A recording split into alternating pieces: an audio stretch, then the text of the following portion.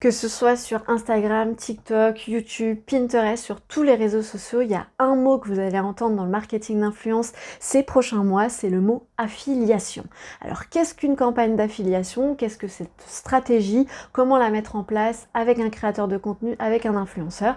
Et ben, c'est le sujet de cette nouvelle vidéo sur la chaîne Follow Friday, la chaîne qui vous influence. Bonsoir. Salut les gars. C'est Jojo, Anne Paps. On va parler d'influenceurs. Est-ce que vous connaissez des influenceurs? He blocked me. Avant de rentrer dans les détails, avant de vous présenter des stratégies, etc. et de vous expliquer pourquoi il peut être intéressant de penser à un système d'affiliation avec un influenceur, la question que vous vous posez, c'est qu'est-ce que l'affiliation? Alors l'affiliation, ça existe depuis des dizaines d'années, ça a commencé sur les blogs et c'est vraiment quelque chose qui existe depuis pas mal de temps. L'affiliation, c'est vraiment très simple à expliquer, c'est une manière pour un consommateur, un créateur de contenu, un blogueur, enfin toute personne qui est présente sur les réseaux sociaux et sur internet, de pouvoir récupérer une petite commission à chaque fois qu'elle a généré une vente. Aujourd'hui, il y a des sites qui se sont spécialisés dans l'affiliation, c'est-à-dire qu'il est possible de générer des liens d'affiliation en passant par ces sites-là, et puis vous avez surtout des gros mastodontes comme Amazon qui ont des programmes d'affiliation très très développés. Et ce qui est bien avec ces systèmes-là, c'est que en fait, il n'y a pas grand-chose à faire. Si vous voulez mettre en place un système d'affiliation, il suffit juste de générer le lien et puis vous avez la possibilité de le mettre sur tous vos contenus puisque c'est un lien cliquable que vous pouvez mettre en lien swipe up en story, que vous pouvez mettre en barre d'infos dans une vidéo YouTube, dans un live Twitch ou encore sur TikTok.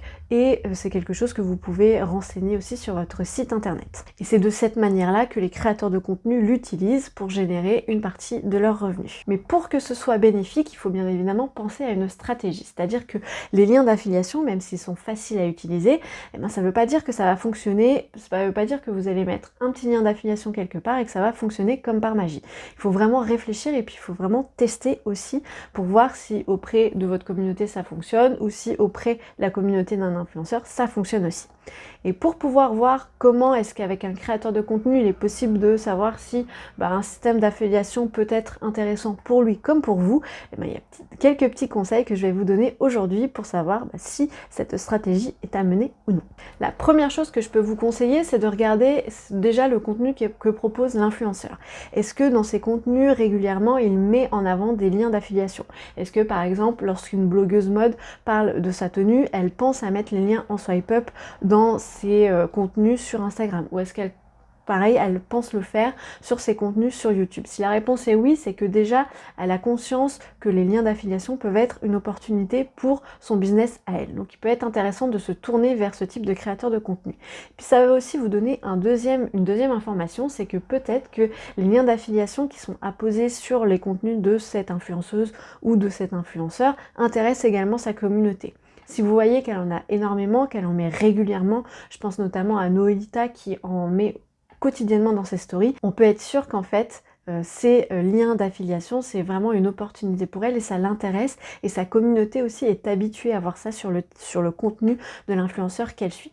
Donc ça, c'est un premier détail. Si l'influenceur n'a pas du tout de lien d'affiliation sur ses contenus, c'est que ça l'intéresse pas et qu'il n'a pas forcément envie d'en faire. Donc vous vous tournez pas forcément vers ce type de créateur de contenu. Le deuxième conseil que je peux vous donner, c'est de vraiment réfléchir à la plateforme où les mettre.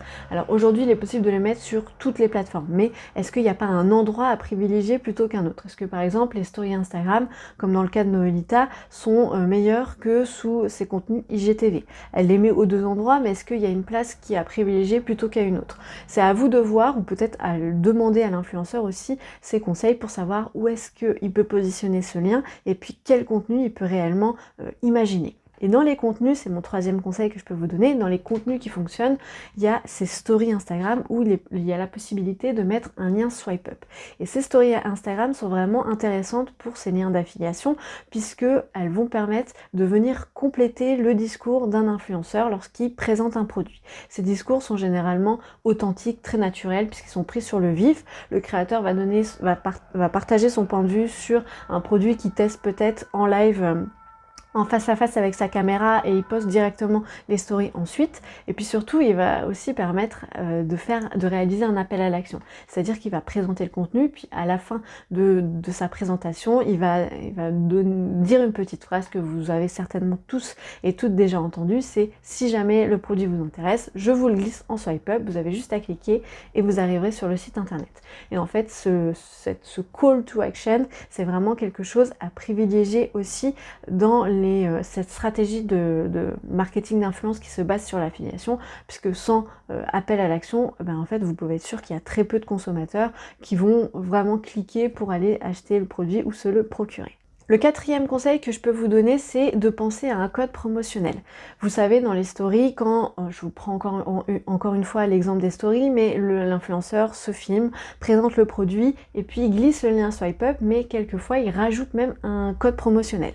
De cette manière-là, sa communauté a l'impression de vraiment bénéficier d'une offre exclusive qui va lui permettre de bénéficier du produit à une somme défiant toute concurrence. Et ce détail va donner envie, ou en tout cas à certaines personnes, de se procurer le produit, puisque avoir 20 ou 15% de réduction, c'est toujours quelque chose à prendre, surtout quand le produit nous intéresse. Et enfin, la dernière étape, si c'est vraiment une technique que vous voulez mettre en place dans vos campagnes de marketing d'influence, la meilleure façon de savoir comment ça peut fonctionner et comment fonctionner au mieux, c'est de réaliser des tests. Réaliser avec un groupe d'influenceurs dans un premier temps, et puis voyez qui génère le plus de ventes grâce à ces liens traqués. Parce que ces liens traqués vont vous permettre de savoir quelle personne a généré telle vente. Les codes promotionnels vont aussi vous permettre de savoir quel code promotionnel lié à quel influenceur a été le plus utilisé et donc a permis d'acheter le plus de produits. Tous ces détails en fait vont vous permettre de savoir quel type d'influenceur peut être pertinent pour une stratégie de lien d'affiliation. Donc n'oubliez pas de mettre tout ça en place, mais attention, cette stratégie de lien d'affiliation, c'est certes une campagne de marketing d'influence pour vous, mais c'est pas la manière dont l'influenceur va être rémunéré. Si vous souhaitez qu'il fasse une mise en avant d'un produit, ne lui dites pas je vous rémunère avec un pourcentage sur les ventes que vous avez générées. Ça va peut-être intéresser certains d'entre eux, mais pas tous.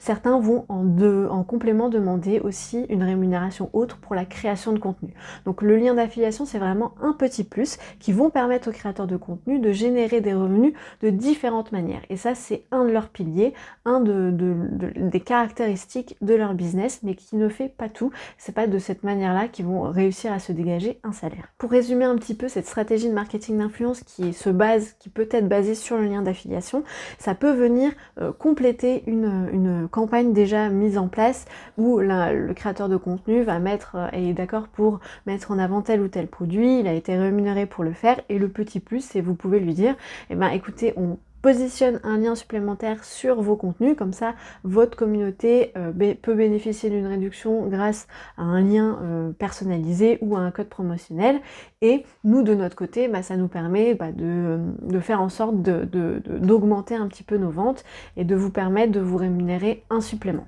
C'est vraiment une stratégie à tester puisque toutes les entreprises peuvent y avoir recours, mais ça va pas fonctionner de la même manière pour toutes. Donc l'idée c'est de vraiment tester et d'analyser les résultats que l'on a. N'oubliez pas cette étape d'analyse.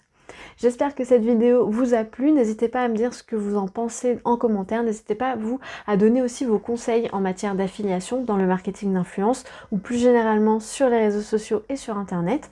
Il faut savoir que ce système d'affiliation va certainement être très développé ces prochaines années sur les réseaux sociaux puisque c'est vraiment quelque chose de bénéfique autant pour la marque, autant pour le réseau social et autant pour l'influenceur.